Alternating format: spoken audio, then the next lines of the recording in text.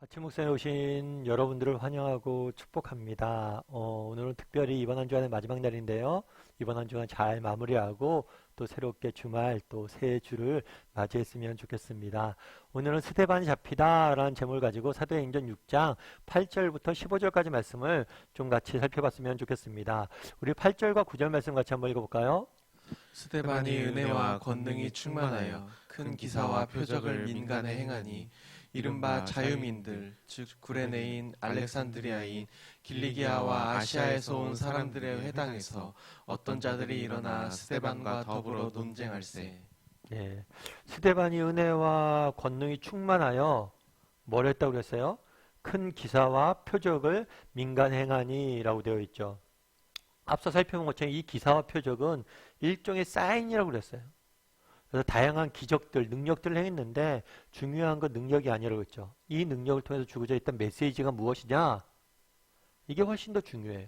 그래서 기사와 표적을 행했다라고 이야기를 하는 거예요. 단순히 기적을 행한 게 아니라 그걸 통해서 주고자 했던 메시지가 있었다는 거죠. 그러자 스데반이 복음을 전하고 이런 기적들을 행하자 어떤 일이 있었어요? 또 다른 반대에 부딪히죠. 많은 지역의 사람들이 일어나서 뭘 하기 시작을 해요? 스데반과 더불어 논쟁하기 시작해요. 논리적으로 다투기 시작한 거죠. 스데반이 전한 기적 자체가 문제가 아니라고 그랬잖아요. 중요한 건 기적을 통해서 주고 있다는 메시지죠. 이 메시지와 관련해서 논쟁을 하기 시작을 한 거예요. 근데 이 논쟁을 하기 시작하자 어떤 일이 있었을까요? 우리 10절과 13절 말씀 같이 한번 읽어볼까요? 같이 읽도록 하겠습니다. 스데반이 지혜와 성령으로 말함을 그들이 능히 당하지 못하여 사람들을 매수하여 말하게 하되 이 사람이 모세와 하나님을 모독하는 말을 하는 것을 우리가 들었노라 하게 하고 백성과 장로와 서기관들을 충동시켜 와서 잡아가지고 공회에 이르러 거짓 증인들을 세우니 이르되 이 사람이 이 거룩한 곳과 율법을 거슬러 말하기를 마지 아니하는도다. 예, 앞부분 어떻게 되냐면 지혜와 성령으로 말했다라고 되어 있어요. 앞서 스데반 이야기 나오면 계속해서 어떤 이야기가 반복되냐면 믿음과 성령이 충만했다. 은혜와 권능이 충만했다. 이런 이야기를 계속해서요. 그리고 오늘도 말할 때 뭐래요? 지혜와 성령으로 말했다. 늘 성령으로 무엇을 말하고 행했다는 것을 강조하고 있습니다. 그만큼 스데반은 어떤 사람이었어요? 성령의 사람이었어요. 우리도는 어떤가 한번 돌아볼 필요가 있을 것 같아요. 여러분들은 어떠세요? 여러분 성령으로 말하는 사람입니까? 성령으로 행하는 사람입니까? 정말 늘 좀 추구했으면 좋겠어요. 우리가 말 한마디 할 때도 하나님이 원하시는 게 뭘까? 하나님 제게 지혜 주시고 능력 주세요. 라고 늘 하나님의 도우심을 구하고 말 한마디도 하고 행동 하나도 했으면 좋겠어요. 정말 직장 내에서도 마찬가지예요. 뭐 중요한 일이 있거나 프로젝트가 있거나 중요한 만남이나 미팅이 있거나 늘 이를 위해서 짧게라도 기도하고 했으면 좋겠어요. 세상 속에 살아갈 때도 무엇을 하든지 이렇게 짧게라도 정말 성령의 도우심을 구하고 지혜를 구할 줄 아는 사람이 되었으면 좋겠어요. 그랬을 때 우리도 스데반처럼 뭐 할 수 있는 거예요? 쓰임받을 수 있는 거죠. 근데 스데반이 성령과 지혜로 말함으로 어떻게 했다고 그랬어요? 논쟁을 펼쳤는데 그들이 도저히 감당할 수가 없었어요. 이길 수가 없었던 거죠. 그러자 이 사람들이 뭘 했어요? 사람들을 매수했어요. 그런 다음에 뭘 하냐면 중상모략을 한 거죠. 사람들을 돈으로 사서 중상모략을 한 거예요. 그래서 모독하는 말을 하는 것을 우리가 들었노라 하게 하고 그 다음에 또 뭘 했어요? 장로와 서기관들 충동시켜 잡아가지고 공에 중상모략했을 뿐 아니라 부당하게 뭐예요? 재판을 받게 했어요.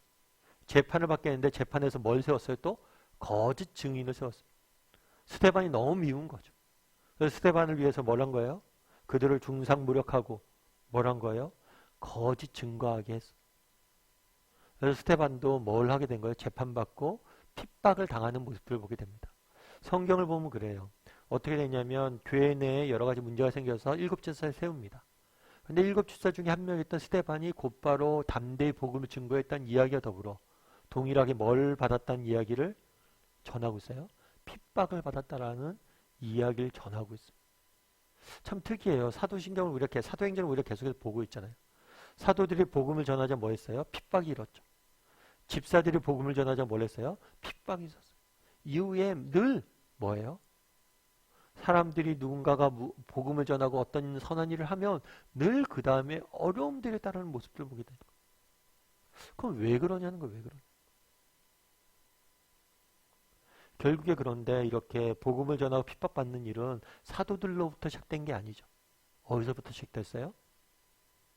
예수님으로부터 시작됐죠. 예수님이 하나님의 말씀을 전하자 뭐예요? 핍박이 따랐잖아요. 결국에 십자가에 죽기까지 하셨잖아요. 그래서 성경을 보면 어떻게 되냐면 예수님이 복음을 전하자 핍박받았죠. 사도들이 복음을 전하자 핍박받았죠. 집사들이 핍박 전하자 복음을 당했어요. 그럼 우리는 어떨까요?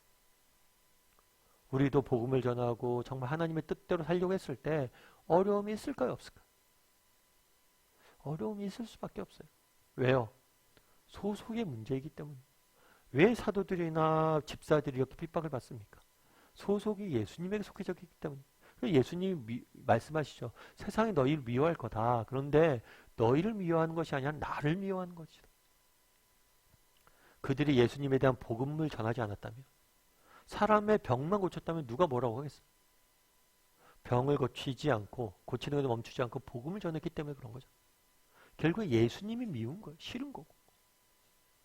그럼 우리도 마찬가지란 거예요. 그래서 우리가 예수님에 속해서 이 땅의 세상 속에서 살아가게 됩니다. 그런데 때로는 우리가 그런 생각이 들 수 있어요. 예수님을 믿는데 왜 이런 어려움이 있을까? 예수님을 믿기 때문에 어려움이 있는 거예요. 우리가 이 소속이 예수님에게 속해져 있기 때문에. 그래서 우리가 또 한 가지 기억할 것이 있어요. 그날의 스데반이나 많은 사도들이나 여러 가지 어려움들 당하게 됩니다. 핍박을 받게 돼요. 왜요? 소속의 문제예요.